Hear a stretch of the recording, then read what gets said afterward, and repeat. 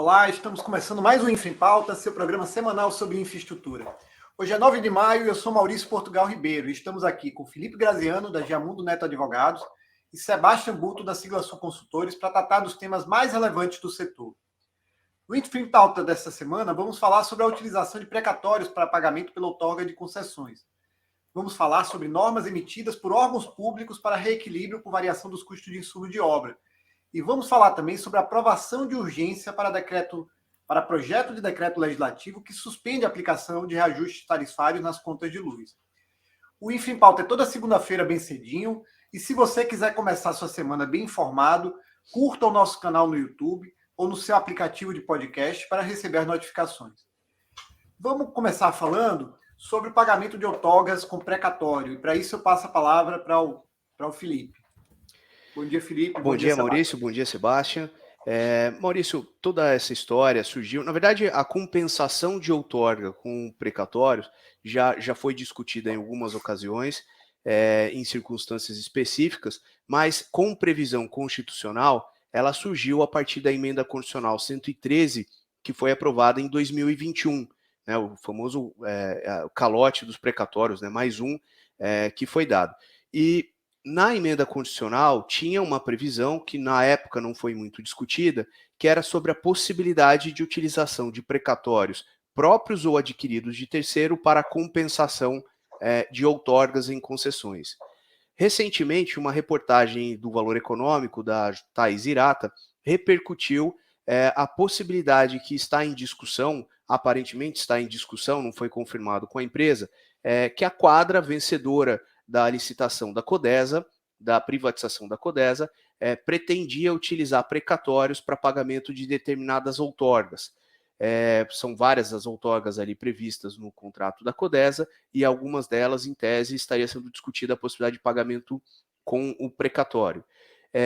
Com a divulgação, o meio jurídico, né, o meio especializado em concessões, PPPs, discutiu bastante e a grande questão que surge a partir daí é a eventual necessidade de uma regulamentação ou se eventualmente já seria auto-aplicável.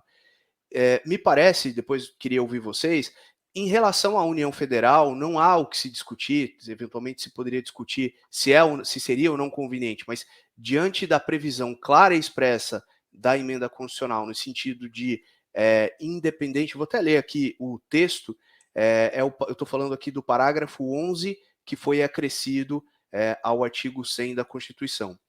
É facultado ao credor, conforme estabelecido em lei de ente federativo devedor, com autoaplicabilidade para a União, a oferta de créditos líquidos e certos que originalmente lhes são próprios ou adquiridos de terceiros, reconhecidos pelo ente federativo ou por decisão judicial transitada em julgado. E aí, dentre as hipóteses, vem pagamento de outorga de delegações de serviços públicos e demais espécies de concessão negocial promovidas pelo mesmo ente. Veja que o dispositivo sequer restringe ao precatório, né? Créditos reconhecidos administrativamente seriam passíveis de utilização para compensação de outorgas. E a grande questão que surge, mas me parece de discussão difícil, né, de oposição difícil pela União Federal, é a eventual conveniência, né, porque você eventualmente poderia ter uma distorção no ambiente competitivo, na medida em que, eventualmente, um player que tivesse ali um crédito administrativo, ou mesmo um precatório adquirido com algum deságio, teria uma condição competitiva diferente. Me parece que essa questão, na verdade, só um parênteses aqui para a lógica do precatório, né, vem sendo muito distorcida por sucessivas emendas constitucionais e decisões do Supremo também, porque, em princípio, uma decisão judicial que condenasse a Fazenda Pública, transitada em julgado, condenasse a Fazenda Pública ao pagamento, ela deveria ser paga no ano seguinte ao que ela fosse prolatada, se eu não me engano, até março ou maio, mas ela deveria ser inserida no orçamento para ser paga no ano seguinte. Então, a lógica é que os impostos, as taxas, os tributos, de forma geral, seriam ajustados para fazer frente a esses compromissos que surgissem a partir de ordens judiciais. Evidentemente, não é o que vem acontecendo. Quando você está num ambiente da União Federal os precatórios estão relativamente em dias, tirando, claro, essa postergação decorrente da emenda, mas quando você fala de um ambiente, né, ao se tratar de um ambiente municipal, os prazos de pagamento são contados em décadas, né? E muitas vezes os credores são servidores públicos, são empresas que efetivamente prestaram serviço, tiveram esse direito reconhecido judicialmente e precisam aguardar ali um longo período para ter esse pagamento. Bom, em relação à União, só para concluir e abrir para discussão com vocês, no ambiente federal, então, é dispensada expressamente a regulamentação. Ainda que, conversando com algumas pessoas no governo, aparentemente o Ministério da Economia está discutindo, está preparando um documento, não sei se qual vai ser a forma, um decreto, como é que vai ser regulamentado, mas para justamente estabelecer as condições e os requisitos desses créditos para que eles possam ser utilizados. Já no ambiente de estados e municípios, é necessário que haja uma regulamentação, a aplicação não é automática. Mas, minha opinião pessoal, me parece, apesar dos riscos, né, de uma eventual distorção, mas acho que o objetivo principal me parece adequado no sentido de promover um mercado secundário de precatórios e fazer com que o sujeito, o credor, tenha uma alternativa para que o seu crédito seja satisfeito, ou para pelo menos receber uma parte. E para o mercado de infraestrutura, é uma alternativa para viabilizar uma condição competitiva mais aprimorada, uma condição mais ousada. E abro agora para vocês, para a gente avaliar aqui em conjunto. O que eu queria... Tem alguns comentários, né? O primeiro é um problema de melhor prática, né? Assim, uma vez que a norma está dentro do ordenamento jurídico, ela vale, né? O que ela determina, sobretudo a norma em nível constitucional, o que ela determina vale, ponto. Não, quanto a isso, não acho que tenha discussão. Tem um problema aqui de melhor prática, né? A gente viu membros desse governo criticando muito duramente desse governo e do legislativo, etc., criticando muito duramente os erros do governo Dilma em relação à modelagem de projetos, né, em relação à modelagem do programa de desestatizações feito, né, até o governo Dilma. E eu tenho visto que a qualidade do nosso programa está caindo, a gente está, de pouco em pouco, desviando novamente, né, de melhores práticas. E aí o ponto aqui em relação aos precatórios é que é esse ponto da quebra da isonomia, né? Então, alguém que faça proposta na licitação em dinheiro e outro que faz, né, com precatório debaixo do braço, não estão competindo, né? Não tem igualdade de competição quando isso está acontecendo. A gente teve uma experiência que eu considero ruim no país, que foi a experiência originária do programa de privatizações federal, que criava uma série de moedas, né? Se você pega a Lei 9491 de 97, né, que é o Plano Nacional de Desestatização, tem lá uma série de moedas alternativas ao pagamento, para pagamento na compra de empresas, né? Esta lógica foi, a partir dali, digamos assim, deixada de lado, porque se percebeu que se criava uma quebra de isonomia que não fazia nenhum sentido, né? Então a gente está voltando a uma situação de quebra de isonomia novamente, potencial quebra de isonomia novamente, né? Numa situação que é difícil você imaginar um controle disso via princípio constitucional da isonomia, porque a regra que tem é uma regra constitucional, né? Toda a discussão de regras constitucionais, inconstitucionais, de hierarquia entre regras da Constituição, discussão muito complicada que eu acho que não vai dar em nada se a gente tentar trazer aqui. Bom, aí o que é que eu acho que o país deveria caminhar, já que há essa regra no ordenamento, né? Eu quero trazer como exemplo o caso dos títulos públicos usados como garantia a garantia em licitações, né? Garantia de proposta e garantia de cumprimento de contrato. Então, você tem a previsão na Lei 8.666 de que você pode usar dinheiro, você pode usar títulos públicos, você pode usar seguro-garantia e você pode usar fiança bancária, né? O modo mais barato de você fazer isso, em regra, é seguro-garantia. Mas tem lá a previsão de títulos públicos. E acontecia nas licitações no Brasil, anos atrás, de você ter, do sujeito aparecer numa licitação qualquer, né, com um monte de títulos públicos da época do Império, com uma avaliação, parecerzinho econômico, dizendo que aquilo valia X, né? E aquilo era, muitas vezes, o poder público não conseguia contestar, etc., e com base, às vezes, em decisão, inclusive, ou do temor de decisão judicial, ou de decisão judicial, terminava que esses títulos eram usados como garantia de proposta ou como garantia de cumprimento de contrato perante órgãos públicos no Brasil. Isso todo mundo sabia que não fazia nenhum sentido.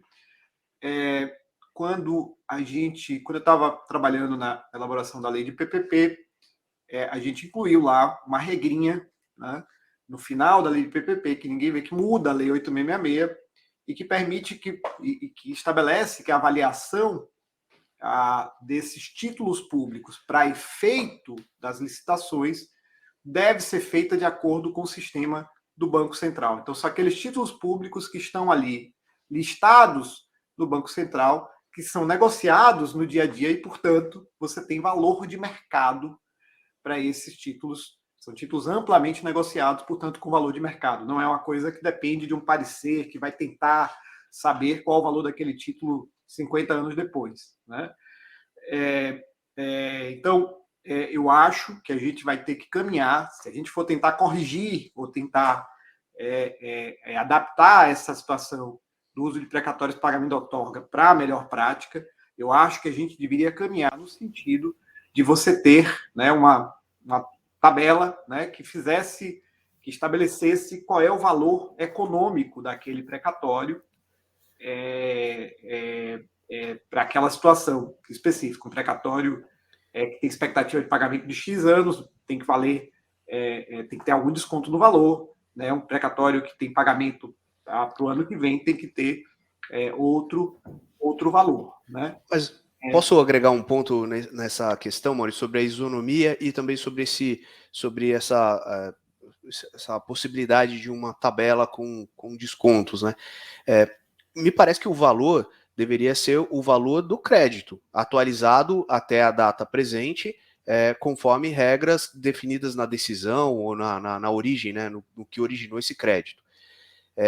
Você tentar estabelecer uma regra para trazer a valor presente, na verdade, você atribuir ao governo um papel que, na verdade, já existe para diversas instituições financeiras que administram fundos de precatórios. Então, o que me parece que vai acontecer na prática é que esse vai ser um produto disponível para todos os licitantes. Né? São diversas as instituições financeiras que têm fundos específicos, porque esse mercado secundário de precatório, evidentemente não para utilização em outorgas, ele já existe há bastante tempo. Ele é mais aquecido em relação a entes melhor estruturados, como a União Federal, e, evidentemente, não há interesse desse mercado por municípios que não têm uma gestão fiscal adequada e têm esses prazos contados em décadas. Mas me parece que os projetos de infraestrutura tendem a nascer nos entes melhor organizados. E, portanto, esse produto vai estar disponível para todos os licitantes com algumas condições de mercado pré-estabelecidas. E aí tem uma questão que surge. Na prática, você terá o licitante gastando um pouco menos de recurso, porque, por exemplo, no ambiente federal, o deságio não é muito grande, porque os pagamentos costumam acontecer num prazo curto. Mas você vai ter o licitante gastando um pouco menos e tendo um custo menor para a sua proposta final. E isso aberto para todos. Acho que como a gente não está falando de um mercado muito centralizado, são muitos os fundos que trabalham com direitos creditórios, precatórios e tudo mais, me parece que vai ser algo, de certa forma, comoditizado. Esse era um ponto que eu queria discutir com vocês o desconhecimento específico desse mercado, da minha parte, não? É que se existe um mercado secundário para a transação dos precatórios através de fundo de administração e demais, faz com que o acesso a esse instrumento de pagamento de outorga, ele se converta acessível a qualquer dos licitantes que participem em uma determinada concorrência. Então, acho que esse mercado secundário minimiza o risco de não isonomia. O problema está na aceitação do precatório como forma de pagamento da outorga em concessões que já foram realizadas, tá? Porque na hora de fazer o lance, se considerou como instrumento de pagamento só a outorga em dinheiro e agora se daria a possibilidade de fazer esse pagamento em outorga, bom, para quem está com a concessão, tem um instrumento de pagamento que não formou parte do processo licitatório. Mas para novo processo licitatório, eu entendo que esse mercado secundário dá a possibilidade dos acessos e então a questão do uso do recurso não me parece, ao princípio, uma questão de isonomia tão crítica, sim, para os que já estão licitados. E isso também, a vantagem que eu vejo do uso do precatório para o pagamento da outorga, que pode ser regulamentado, é você pode utilizar ele em pagamento no ano do vencimento do precatório. Então, ele se corresponde à data de pagamento da outorga conforme a data de vencimento do precatório. Então, você não tem a questão do valor presente líquido ou da valorização do precatório antecipado. Então, não sei se faz sentido. Assim, ambos os comentários, tanto o seu quanto o do Felipe, eu não conheço suficientemente o mercado de precatório. Se essas premissas que vocês estão falando forem verdadeiras, eu concordo, né, que não, o problema da isonomia nas licitações desaparece na medida em que você tem um mercado de precatórios que todo mundo pode ter acesso a esse mercado facilmente. Em relação ao problema dos pagamentos, eu também concordo com você, Sebastião. Eu acho que é complicado você fazer a conversão a posteriori, né? A promessa de pagamento em dinheiro ser convertida em promessa de pagamento de precatório, de fato, cria um problema. Aí você teria que ter regras para isso, né? Mas não tem regras lá. E aí eu também não está claro para mim se o que está lá vale para as licitações anteriores, tá? Eu acho que os contratos que estão em curso, do modo como está escrito, eu nunca fiz essa análise em detalhe. Esse é um bom ponto para a gente analisar com calma depois. Em que medida essa PEC, né, essa mudança na Constituição, permite que os pagamentos de outorga, né, de contratos em curso possam ser feitos com precatórios. Isso é uma boa questão. Isso é um tema juridicamente relevante que a gente podia eventualmente analisar com mais calma. Com certeza. Me parece que não há uma restrição na emenda sobre a utilização para esses casos, mas acho que o que a gente precisa analisar é quais são as consequências. Como é que está distribuída a matriz de risco do contrato. Isso é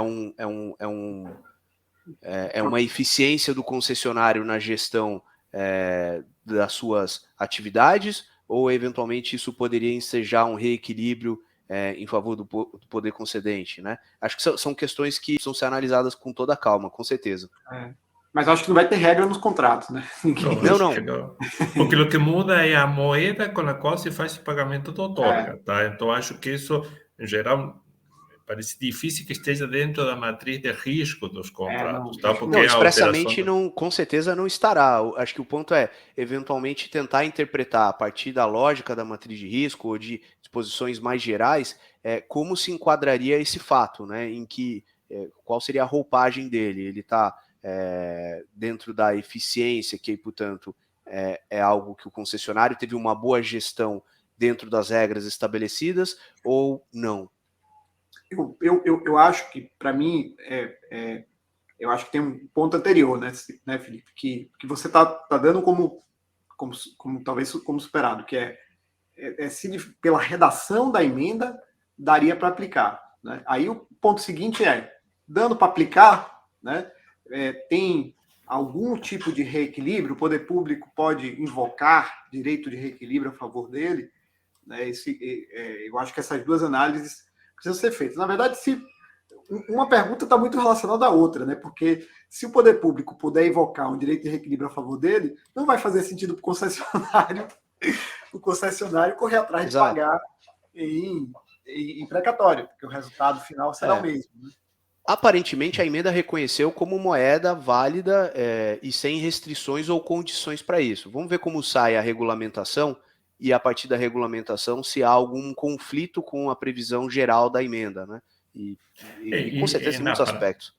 Na prática, o uso precatório como forma de pagamento outorga, ele diminui o risco de incobrabilidade ainda, tá? Porque você volta para o titular a moeda de troca. É um meio de você, ao invés de você colocar, do ponto de vista da união, né, do ente que recebe, ao invés de você colocar moeda, dinheiro no caixa, você tem abatimento de dívida. Isso. Assim, cá entre nós, tá? E aí nossa preocupação aqui no programa é discutir as questões em torno de infraestrutura. Mas esse tipo de coisa vai complicando a gestão fiscal, né? É isso que eu tenho me dado uma certa agonia nos últimos meses, sobretudo, né? Com orçamento secreto, com esse tipo de criação de moeda, né? Os instrumentos da gestão fiscal estão ficando mais complicados. O governo, que a grande promessa era, né, fiscal, né? E as reformas só da Previdência foi feita, mesmo assim, com desenho, dizem os especialistas, pior do que aquele lá estava lá atrás, desenhado pelo governo Temer, e do ponto de vista da gestão fiscal, do ponto de vista da melhor prática em torno de concessões e PPPs, eu estou vendo a coisa caindo, né, de água, indo água abaixo, né? Mas olhando para o setor de saneamento, se tem vários precatórios de municípios que quiseram fazer a retomada do serviço sem a indemnização dos ativos não amortizados. Então, isso é uma forma de materializar um passivo, tá, que se tinha do licitante anterior ou do operador anterior, se não foi por licitação, de utilizar isso como um instrumento para a outorga de uma nova concessão. Okay? Então, eu acho que também vai criar valor aos precatórios pré-existentes, tá? Que hoje eles tinham, se não entravam nesse mercado secundário de negociação, eles começavam a perder valor de realização. Tá, mas só para deixar claro, tá? Eu acho que a discussão nos estados e municípios é muito mais complicada, tá? Primeiro, porque o mecanismo que vocês estão falando de ter precatórios disponíveis no mercado, né? Que você vai lá e adquire para todo mundo, né? Facilmente identificável, com valor identificado, com prazo de pagamento identificado. Eu não sei se isso acontece em estado e município, tá? Eu teria muita dúvida de que vamos pegar, sei lá, Rio de Janeiro, vamos pegar Rio de Janeiro. Vamos pegar Rio de Janeiro. Rio de Janeiro é um caso bom. Certamente você deve ter uma fila enorme para o pagamento dessas coisas, né? Ele existe, viu, Maurício, mas é tudo uma questão de preço, né? O deságio que é pago para a formação desses fundos é um investidor de longo prazo, pagou um deságio, acredita na correção e um dia vai receber. Não, tudo bem, mas aí você tem que transpor de alguma forma essa regra para dentro do processo licitatório, né? Ou então você vai ter quebra da isonomia, né? Eu não consigo achar, não é como títulos públicos que a gente pode trazer para dentro do processo de licitação, porque você tinha lá no sistema do Banco Central o valor cotado diariamente. Não tem isso, né? Você vai ter que criar algum mecanismo que traga isso para dentro. Ou Maurício, que o mercado, né? Pegando esse gancho do... Desculpa, eu te interrompi, mas pegando esse gancho do Sebastião, é comum se ter casos em que você tem uma licitação e que uma das obrigações previstas no edital é justamente indenizar o concessionário anterior, né? Eventualmente uma companhia estadual falando de saneamento, mas isso tem acontecido nas relicitações, por exemplo. Então, no caso das licitações, é claro que você tenha um impedimento de que o beneficiário participe, né, o antigo concessionário participe da nova licitação. Mas no caso das companhias estaduais, por exemplo, você não tem essa regra. E você teria, portanto, a companhia estadual participando de uma disputa em que ela já tem aquele valor pago, né? Ele já saiu do caixa. É claro que é uma expectativa de aí não sendo vencedor a receber, mas essa quebra da isonomia já existiria de qualquer forma. Não está claro para mim isso, Felipe. Deixa eu só dizer uma coisa, porque eu não sei se isso também, se eu estou, está me faltando alguma informação nessa discussão, né? Ou se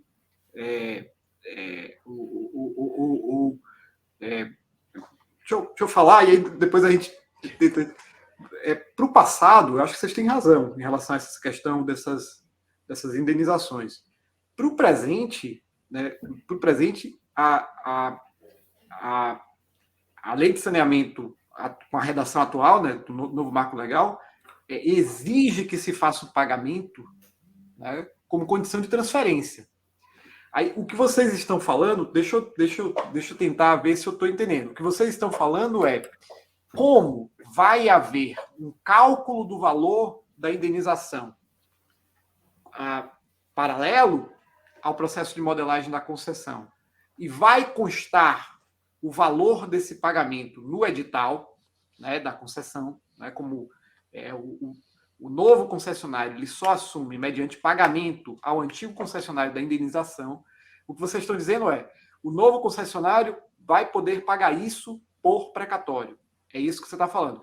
O precatório, o novo concessionário poderia, por exemplo, dar liquidez ao direito do concessionário anterior, que é um direito na via administrativa, não é exatamente um precatório. Né? É o direito na via administrativa de receber indenização pelos investimentos amortizados, comprar esse direito e aí vir e oferecer, e aí fazer uma compensação nesse momento, porque ele já comprou, né? Então, na prática, ele já pagou a indenização por investimentos amortizados. Então, acho que, assim, se for isso que vocês estão falando, a minha impressão é que ninguém vai sair para comprar antes esse direito, né? Eu acho que o sujeito vai pagar na licitação. Eu citei eu não sei se foi o que o Sebastião quis dizer, mas eu citei essa situação para exemplificar que em determinadas circunstâncias a gente já tem alguém com uma condição diferente por ter um crédito que lhe deve ser pago. Né? Então, ao invés de pagar como qualquer outro licitante, essa beneficiária, essa empresa beneficiária da indenização na situação que você descreveu, ela não precisa desembolsar isso. Ela teria o direito caso não fosse ela a vencedora. Então ela tem uma condição diferente. Foi isso que eu quis dizer. Mas o que eu me referia na realidade é de concessões ou delegação do serviço que já existiam e que no passado tiveram algum tipo de retomada por parte do titular e que terminou num precatório a indemnização dos ativos não amortizados. Esse precatório agora se converte numa moeda de pagamento de uma nova outorga, ok? Então, le dá a quem era o operador passado, e em particular se são municípios pequenos que não têm esse mercado secundário para os precatórios, le dá sim a possibilidade de realizar o valor do precatório, tá? E entrar nesse processo de licitação para e recuperar seu ativo investido e não amortizado durante a operação anterior. Então, eu falava, traz uma certa liquidez, uma certa realização aos precatórios pré-existentes. Okay? A outra questão é que, a outra questão que vocês estavam falando é da... Desculpa te interromper, Sebastião. Sim. Desculpa te interromper, mas só para dizer, né? Na União, a coisa é autoaplicável. Nos estados e municípios, a gente vai depender das normas que vierem a regulamentar nos estados e municípios. Isso sim, ficou claro. E a outra questão é da indemnização, e no caso de uma licitação, ela é que, pelo novo marco legal, ela existirá sem a necessidade do precatório, tá? Ali, toda nova concessão, qualquer dos oferentes ou dos licitantes poderá fazer o pagamento da outorga com esse precatório, se fosse regulamentado. Acho que a gente chegou no limite do tempo, né? Porque tem vários aspectos. Até um ponto que eu ia trazer aqui, não vou falar, só vou mencionar, até a própria outorga é algo para a gente discutir nesse contexto, dado que você tem diversos outros aspectos para serem considerados na modelagem como a tarifa, né? A gente já mencionou isso em algumas discussões, mas vamos em frente porque tem mais 2 temas importantes. Tá. O próximo tema, na verdade, eu vou cuidar dele, é o tema das normas emitidas por diversos departamentos estaduais, municipais e também pelo DENIT, né, em 2021, ainda norma mais antiga, sobre as variações dos custos de insumo nos últimos meses. Né? Essas normas são normas sobre reequilíbrios de contratos de obra, geralmente, né? E tem por objetivo lidar com essas variações de custo que são decorrência da pandemia e da guerra no leste europeu. Né? O conteúdo das normas é muito variado, né? Já há mais de 20 normas publicadas. A agência Infra, inclusive, fez uma reportagem na semana passada, né, sobre esse tema, destacando a norma do DAR de São Paulo, né, sobre variação de custo de insumo de obras. Eu acho que lá é evidente que sempre a União e São Paulo terminam sempre sendo paradigma, né, para o resto do país. Mas eu acho que lá na reportagem da agência Infra, eles não perceberam que, na verdade, a norma do DR de São Paulo, que é do princípio de abril desse ano, é muito similar, é quase igual à norma do DENIT, que é de junho do ano passado. Né? Elas são muito semelhantes, né? E eu acho que daqui para frente elas tendem a ser o paradigma para as demais normas do país, e elas adotam uma lógica que é uma lógica um pouco, digamos assim, um pouco diferente da ideia tradicional de reequilíbrio. Né? O que essas normas fazem, na verdade, né, apesar de se falar em reequilíbrio, o que essas normas estão fazendo na prática é um reajuste parcelado e antecipado dos pagamentos. Né? A gente, geralmente nos contratos de obras, a variação do preço é feita por fórmulas paramétricas, né, que refletem a variação dos custos dos insumos do contratado da obra, né, da empreiteira contratada, e o que tanto o DENIT, na sua norma especificamente sobre asfalto, né, sobre cimento asfáltico de petróleo e sobre pavimentação, norma de junho do ano passado, e o DR de São Paulo, aí com espectro um pouco mais abrangente, abrangendo também outros materiais, outros insumos. O que eles fazem é estabelecer uma aplicação parcelada de 3 em 3 meses, no caso do DR, de 4 em 4 meses, no caso do DENIT, das variações de custos de insumos. Né? Usam para isso índices que refletem a variação desses custos. Né? Aí tem diferença entre os índices que usa o DR de São Paulo, que é um índice mais importante, são índices calculados pela FIPE, enquanto que o DENIT usa índices que estão, como é uma norma específica, né, sobre asfalto, índices que são calculados pela ANP, né, pela Agência Nacional de Petróleo. Então, são normas sobre reequilíbrio. Ninguém tem dúvida da necessidade dessas normas, tá? Ninguém tem dúvida. O setor de construção, particularmente de construção rodoviária no país, vem sendo muito penalizado, né, pela queda dos investimentos públicos. A gente já tratou aqui no Infra em Pauta de que a gente não está conseguindo nem repor a depreciação da nossa malha rodoviária, né? O investimento não é suficiente nem para mantê-la, né, no estado atual. Então você está perdendo qualidade dos ativos rodoviários por falta de investimento. Evidentemente, isso tem impacto na iniciativa privada, as empresas estão em condição, várias delas em condição difícil, e é insuportável para ela num contexto de variação de custos tão relevantes, né? A gente tem variações de 50%, 30% em custos relevantes como insumos asfálticos, como aço. Nesse contexto, elas simplesmente não conseguem dar continuidade. Em muitos casos, não é viável dar continuidade às obras se os órgãos públicos não fizerem algo para reequilibrar esses contratos. Mas a opção dos órgãos públicos, talvez por falta de braço para fazer uma análise caso a caso, talvez por medo dos controladores da administração, foi criar uma lógica que é basicamente um reajuste parcelado, né, usando o índice que reflete a variação desses custos, ao longo do ano, de maneira que o concessionário tenha aí um alívio, né, da sua situação por meio da consideração dessa avaliação dos insumos antes do momento do reajuste, que seria o reajuste, que seria realizado o reajuste, né?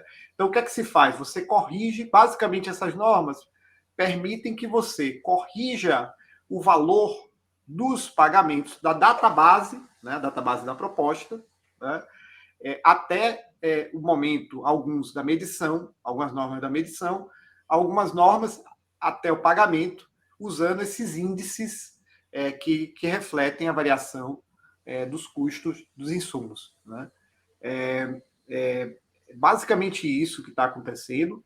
Por um lado, a gente tem que, digamos assim, louvar, né, o fato dos entes estarem se mexendo para dar conta do problema.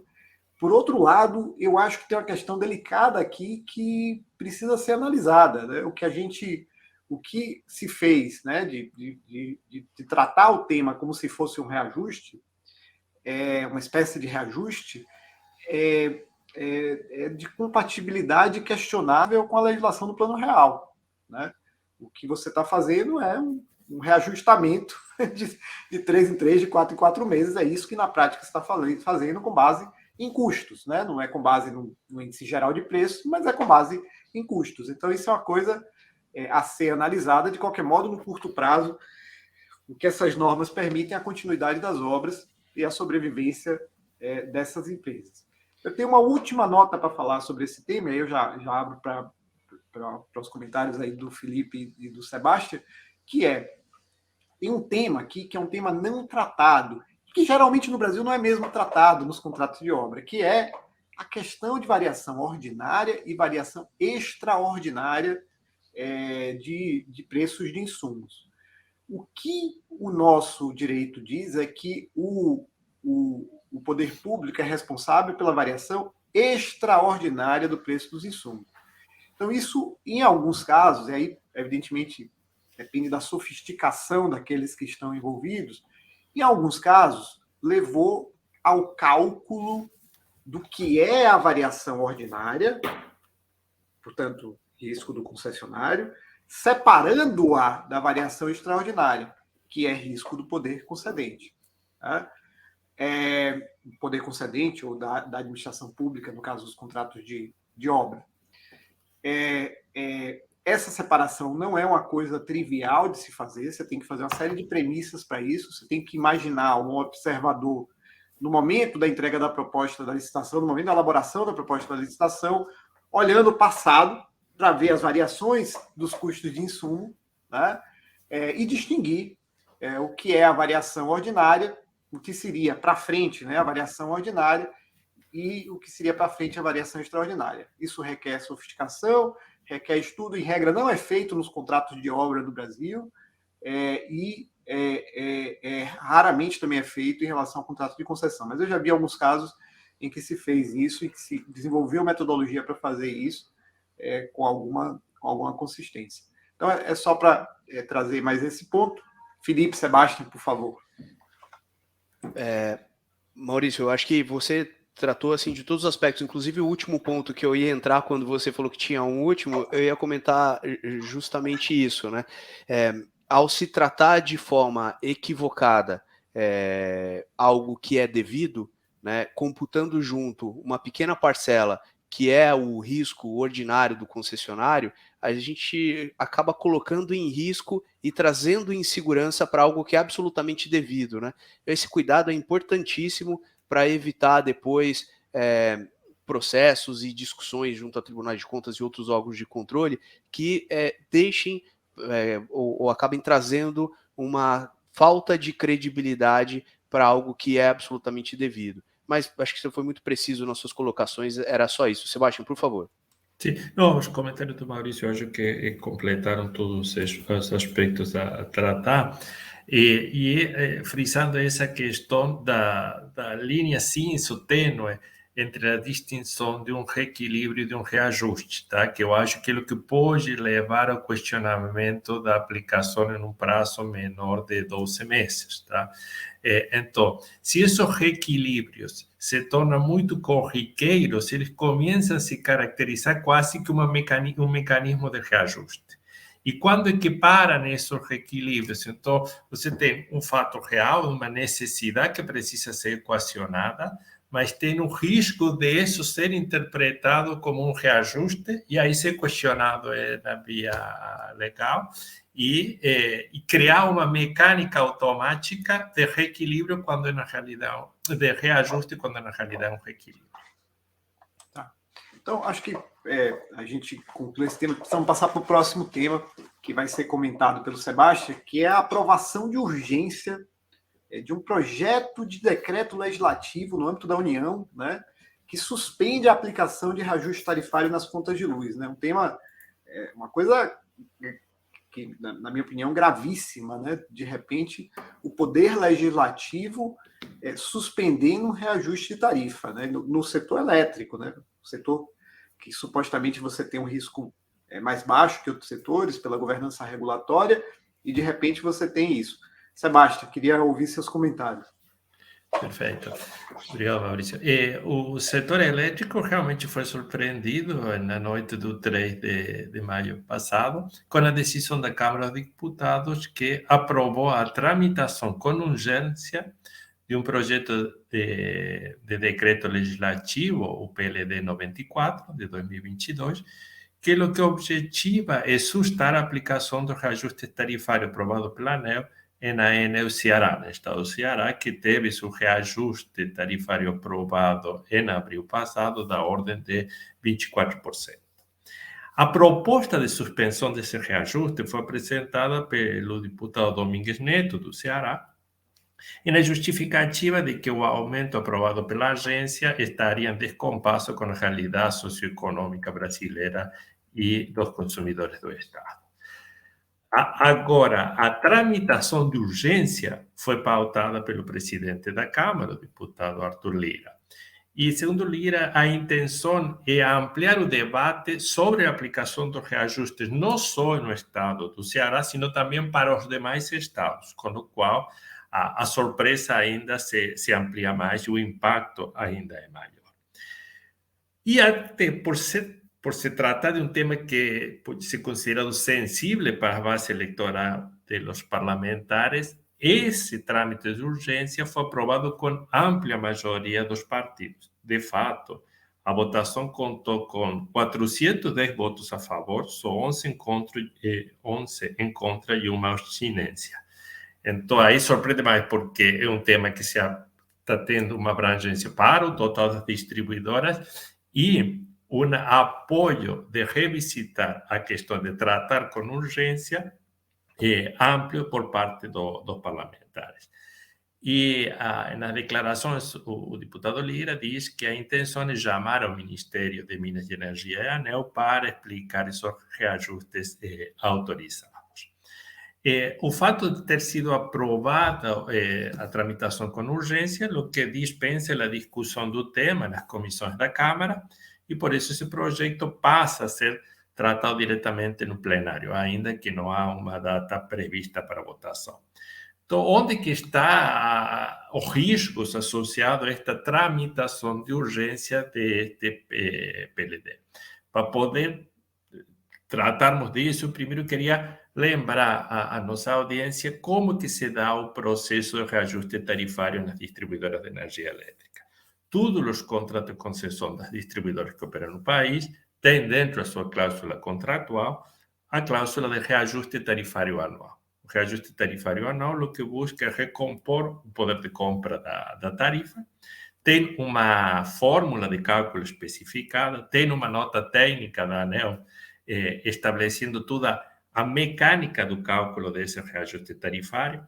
Essa mecânica de cálculo se aplica para todas as distribuidoras por igual. Os valores resultantes da aplicação dessa mecânica serão diferentes de uma distribuidora para outra em função das características do portfólio de compra de energia e da data de reajuste, mas a mecânica é exatamente a mesma. E essa cláusula de reajuste é uma cláusula contratual.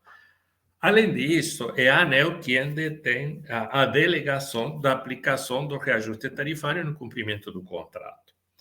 E todo o processo de reajuste tarifário anual, ele passa por um processo de transparência dentro da agência, porque você tem reuniões de diretorias que são ao vivo, tem processo de consulta pública, audiência pública para aprovação, consulta pública para aprovação desses reajustes.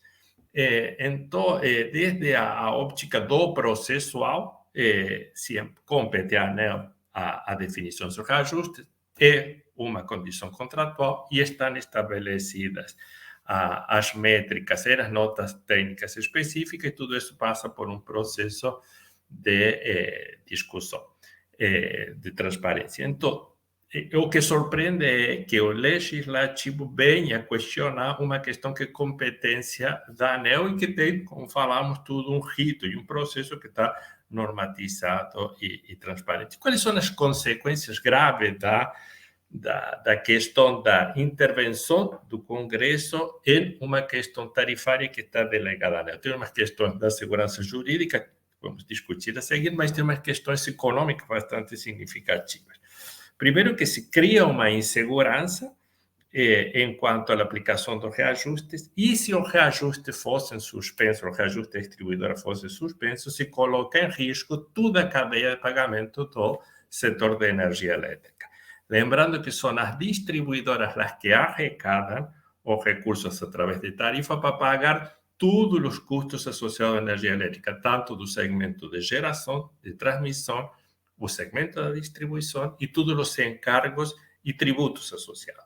Então, do 100% da conta de energia elétrica que arrecada a distribuidora, ela fica com menos de 30%, e outros 70% é repassado, seja à União, Estados ou aos demais agentes do setor. Então, suspender o reajuste da distribuidora compromete toda a cadeia de pagamentos, tá? Então, isso é uma questão muito grave. E, além de fragilizar o papel da própria agência reguladora.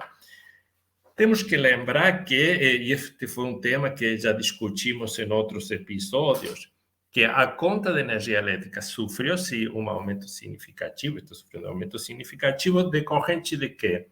Da inflação do ano passado, tá, dos últimos 12 meses, que superou no IPCA o 10%, do aumento dos custos da geração, associado ao aumento do preço dos combustíveis pela situação macroeconômica mundial, e da escassez hídrica. Tá? E que ainda o repasse de todos esses custos de tarifa não foi integral. Lembrando que também tratamos em outros episódios de que foi necessário no setor de energia elétrica estruturar uma série de financiamentos setoriais que permitissem diluir no tempo os impactos associados à escassez hídrica e ao Covid. Então, estamos em uma situação onde se fez todo um esforço dentro do setor para tentar mitigar os impactos tarifários, tá? E se tem reajustes que agora seriam suspensos. Então, isso cria um problema ainda maior.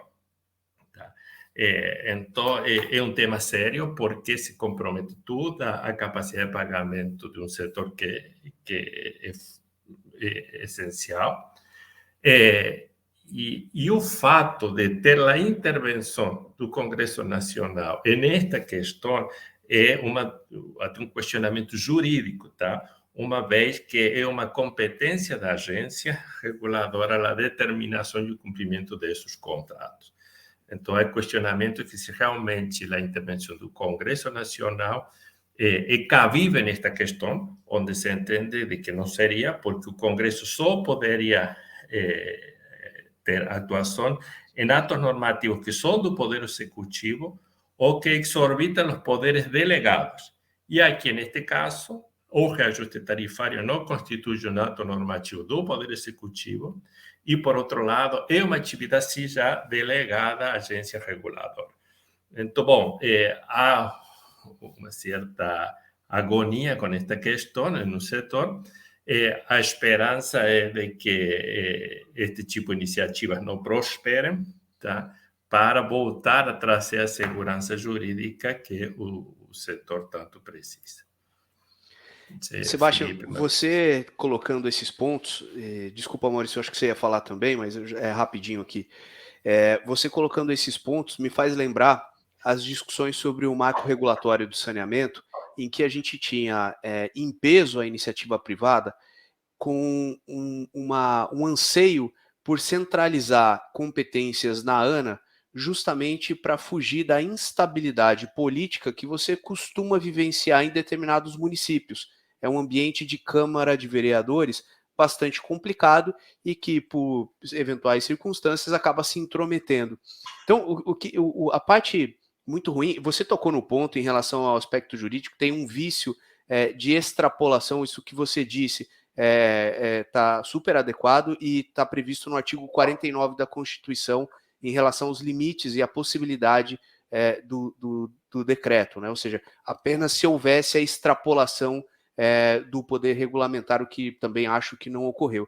Mas o que mais me assusta é a gente estar vivenciando na União instabilidades típicas de prefeituras, das piores prefeituras.